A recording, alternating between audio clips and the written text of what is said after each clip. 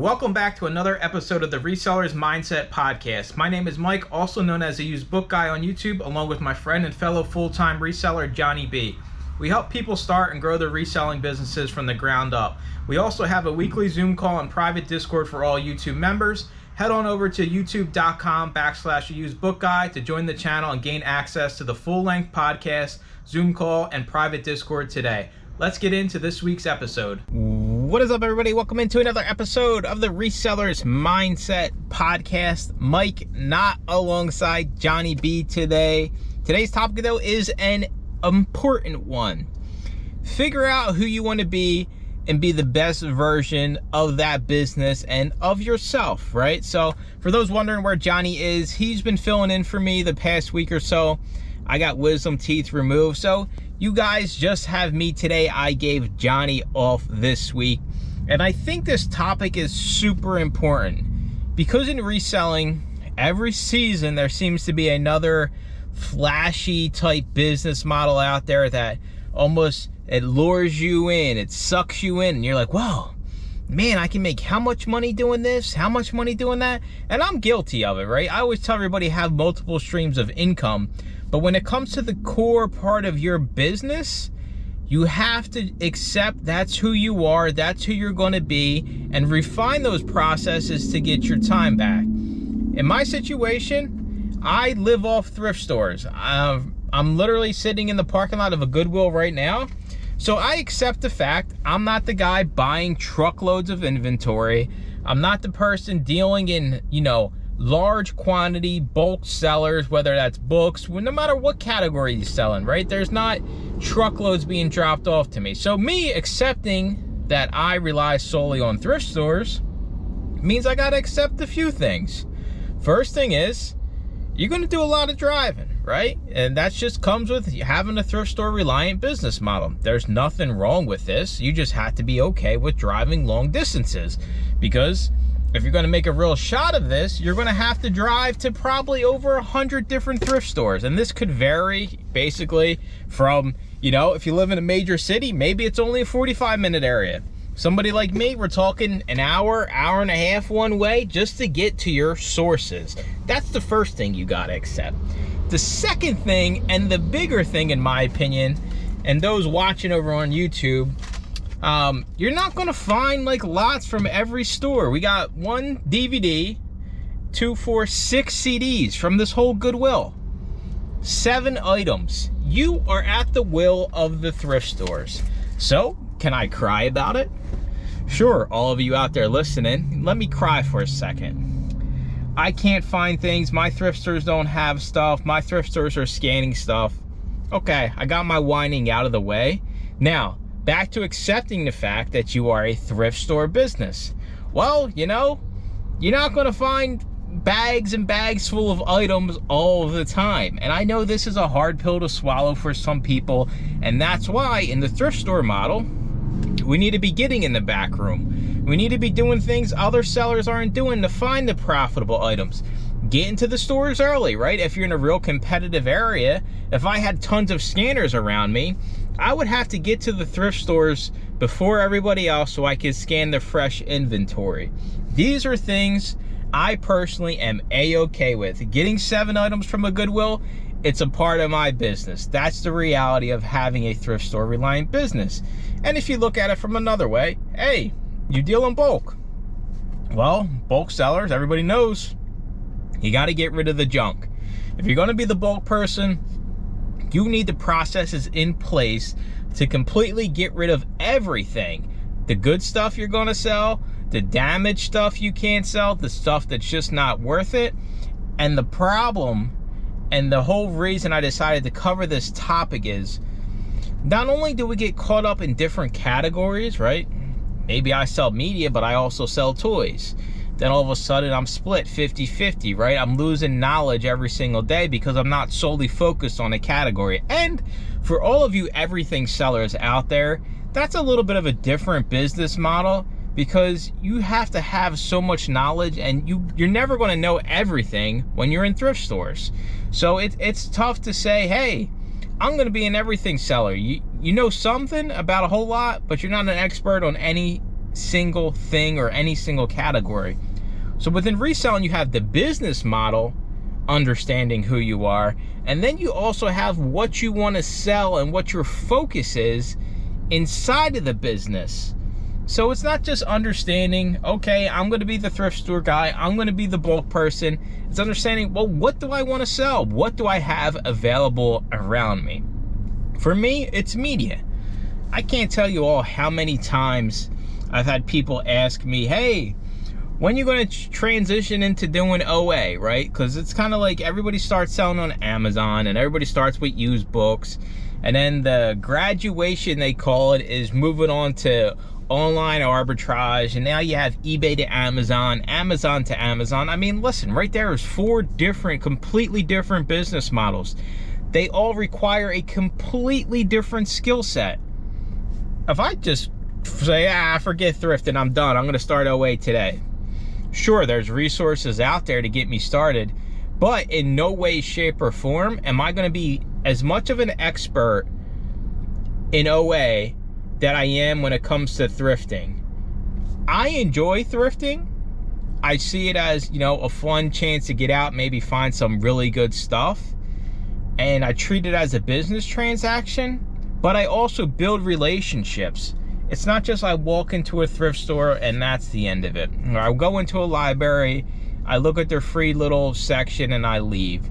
You need to have conversations no matter what category you sell in to develop relationships. I can't tell you how many back rooms I'm in, how many libraries I work with. That's what allows me to level up my business and be more efficient. And this is just the overall business talk, right? We're not even talking processes, because the process from OA to thrifting to not selling media to selling shoes or selling shirts, it comes with a whole new world of processes you have to refine, you have to get better at over time. And what the problem here, a lot of people start with books on Amazon, and before they fully understand how Amazon works, how the platform works, they immediately jump to the next shiny thing, whether that's eBay to Amazon, whether that's online arbitrage, whether that's retail arbitrage. Understanding your platform is so huge, and that's why a lot of people start with books on Amazon, right? Because it's cheap. You can make mistakes cheaply, but the problem is people don't stick with it long enough to make the mistakes, and then they go buy $5,000 of Snickers bars to sell on Amazon, and they realize, wait a minute, I can't send it in. There's a meltable period where you can't send in items that are going to melt. These are the mistakes you can learn at a cheap expense if you sell media. And I just want people to kind of understand and stop chasing every single shiny business model, every single shiny category that comes along. It's literally seasonal anymore how often new categories or new business models pop up on eBay and Amazon, right? It's not how many people go from, well, I'm tired of selling shoes on eBay. They've been doing it for 3 months. Well, now I'm going to go do, shirts. And then they get rid of all their shoes. They probably lose money. Then they do shirts for 3 months. And it's probably like, well, I don't want to sell shirts no more. I want to sell perfume. And it's just like, I understand, right? Like thrift stores, CDs, DVDs. It's not exciting, right? It's you just compounding dollars. But that's the way you succeed, is you get your processes down to a minimal time expenditure versus how much money you make. You refine things as you go, and the only way you can get as close to as efficient as possible as you can is if you stick with something. If somebody starts today reselling, somebody wants to start selling books today, of course you're not going to have the processes that I have. Of course you're not going to have, the sources, the relationships. But if you stick with it for 6 months, a year, 2 years, I don't even know how long I've been saying, 5+ years, that's when you start to win. And the picture that's painted is almost the opposite. The picture that's painted is, hey, you can start today and you can make a whole bunch of money real fast.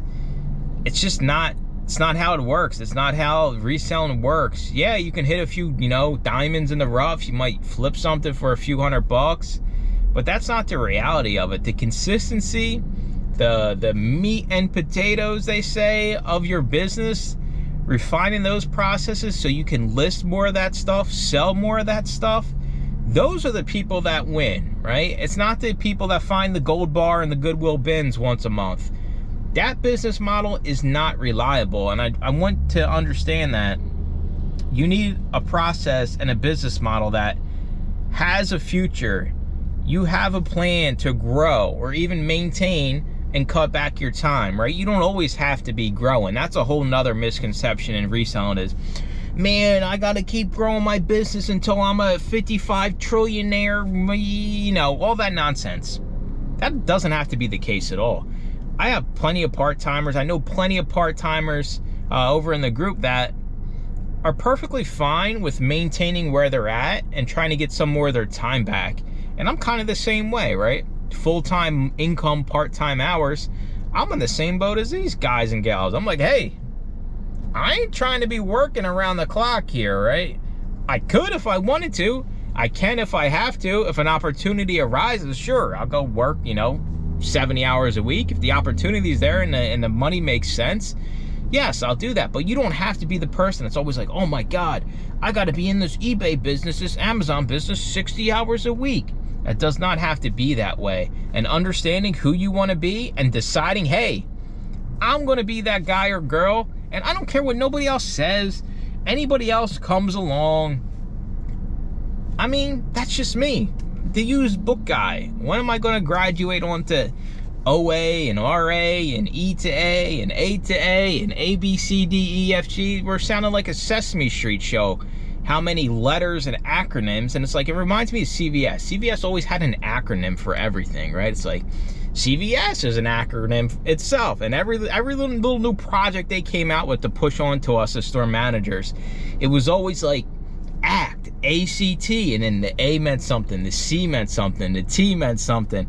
And that's what reselling has become. It drives me crazy. And especially people that start with media. Media is the cheapest way to make a decent amount of money on Amazon. So what happens here, we have the expectation of, hey, I can spend $1 and turn it into 20.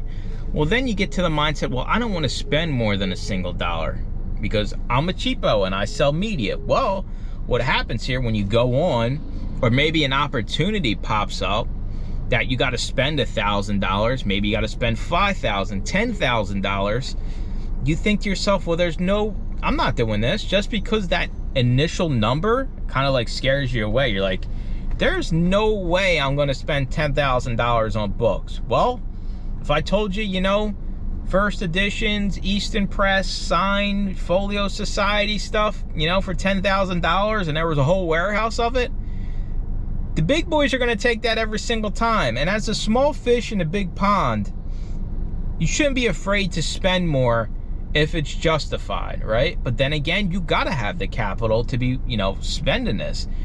I'm a firm believer in having a debt-free business, like all around. That's just how I lead my life. I don't push that on to anybody else. I just think it's safer. You think smarter when you're using your own cash. So not leveraging debt and being prepared for an opportunity, you also got to be willing to spend a pretty penny from time to time. And that comes with, you know, maybe it's equipment, software, storage. There's so many different things you can spend money on in the reselling business. So it all goes back to, okay, well, who are you going to be? You watching this right now, if I asked you, hey, who are you? Who are you as a reseller? And the generic answer that I'm not willing to accept is, I'm an eBay reseller. I sell on Amazon. I want more in depth from each and every one of you. Who are you? Do you specialize in DVDs? Do you specialize in shoes? Do you specialize in vintage tees? Is that your focus? Because what happens when you focus more on something, the results skyrocket. If you decide today to stop selling everything, figure out a niche you really enjoy selling, find ways to get the product to you, 100% your results are going to be tenfold. That's just the way it works. That's just the way of business. When you're passionate about something, when you're focused on something, you're always going to get better results. I mean, it's hard for me to understand the idea of 1 month I'm an Amazon seller, the next month I'm doing retail arbitrage, the next month I'm doing online arbitrage, and it's a never-ending cycle. So what happens with those people? Well, we all know what happens, right? They don't last. They don't stay around long enough. Sure, 1 out of every 100 people say, all right, well, I'm done with thrifting, I'm gonna do online arbitrage. They do online arbitrage and they're successful and they stay with that. I'm not saying you're stuck, right? No means necessary am I saying you're stuck when you make the decision of who you want to be. Who are you? I'm not stuck selling used books. If I wanted to go do online arbitrage, then 100% I could easily do it. So don't feel like you defining who you are as a reseller means you're stuck forever. I'm stuck forever being the used book guy. When I started, I'm literally the perfect example of this. When I started, I sold only used books. All I knew, all I cared about was used books.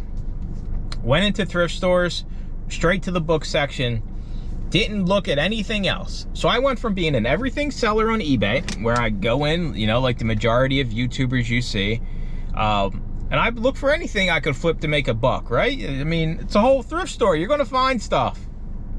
And I said, wait a minute, this Amazon road seems nice. Let me go down this road. Let me take a shot, right? So I went from the everything eBay seller to I'm gonna sell used books on Amazon because I seen some crazy videos. I still remember the one video I seen. It'll never leave my mind. That kind of made me start Amazon. So like, I mean, I don't want to give these two guys credit for like my whole business, but it inspired me to at least bet on myself and give it a chance. And it was an interview that Romer did with, Romer the Romer did with Side Hustle Experiment, John Muscarello.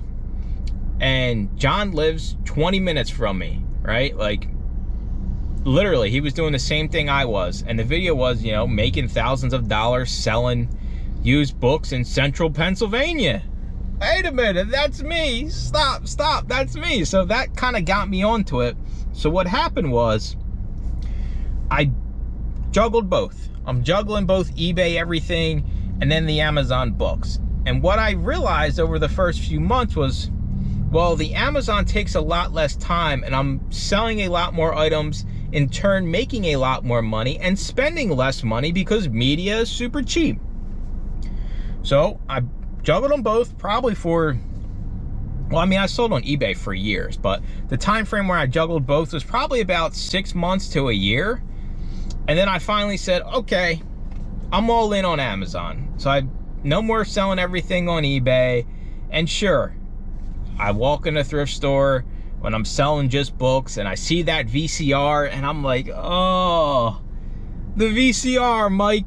You sold so many VCRs for over $50.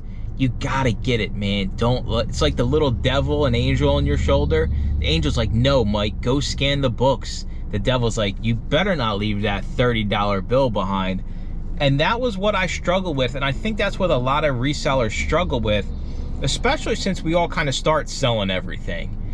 You go in a store and you see all this stuff and you easily get distracted instead of just focusing up on that main, you know, specialty that we all have. You can be a bookseller, you can be the used book guy, the used Nike guy, the used Adidas guy, the used Depends guy. Sure, sell used Depends. You can be the used anything, the new anything. You can have any acronym in your name you want to be. You don't have to, you know, settle down on one specific thing because somebody else does it.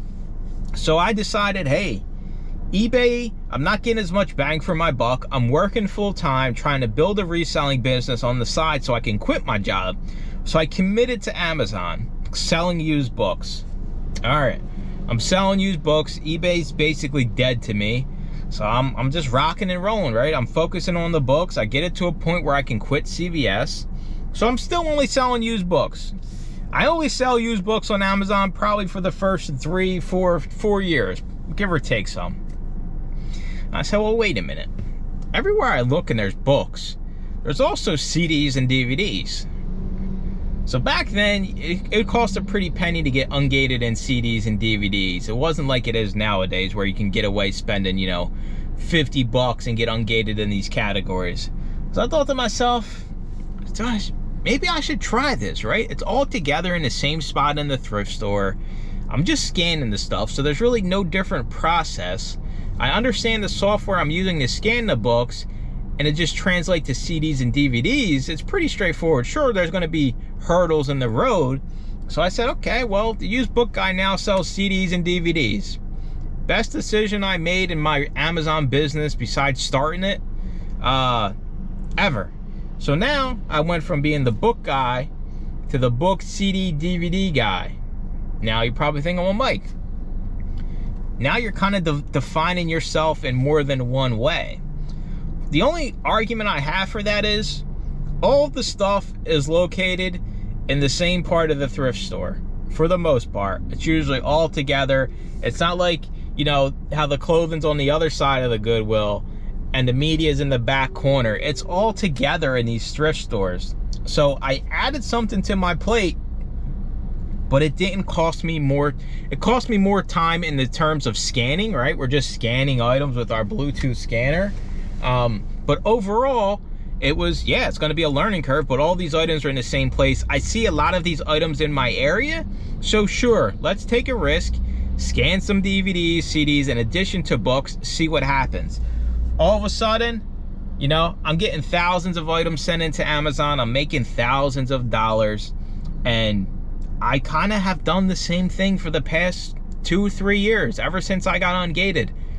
Nothing's changed. I scan the media, I build relationships, I've refined my processes, I've refined the routes I'm going to, and I accept the fact that, hey, as a thrifting media seller, I'm gonna be able to probably sell between 10 and, like, if I just had to throw a crazy number out there, like as a single person, if I was doing this like 50, 60 hours a week, you probably could sell between 10 and like 25K a month in media, just doing cherry picking from thrift stores.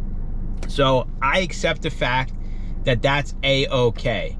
Now, what comes along with that? How much money do you need to live? How much money do you need to survive, right? That it's different for everybody. Depends where you live, depends what kind of debts you have.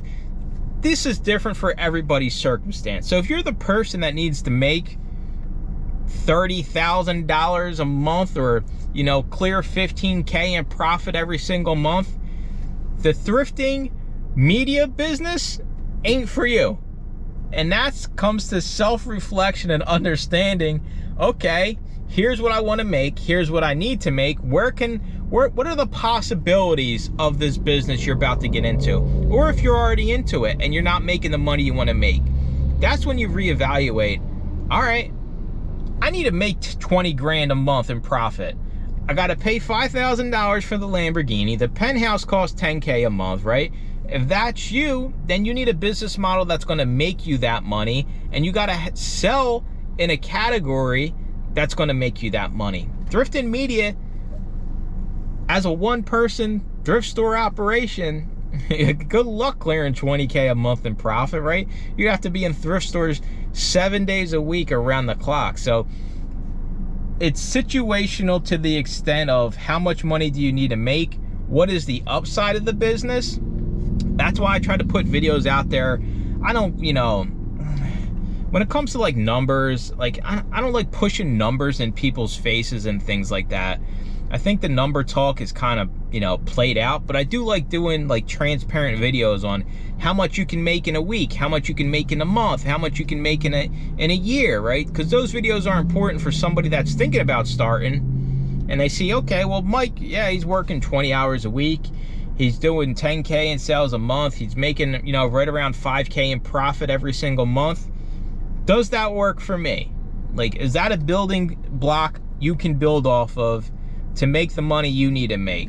So a lot of it is situational, but accepting the fact that, okay, I'm going to be the Nike sneaker guy, and I don't care what else comes in front of me.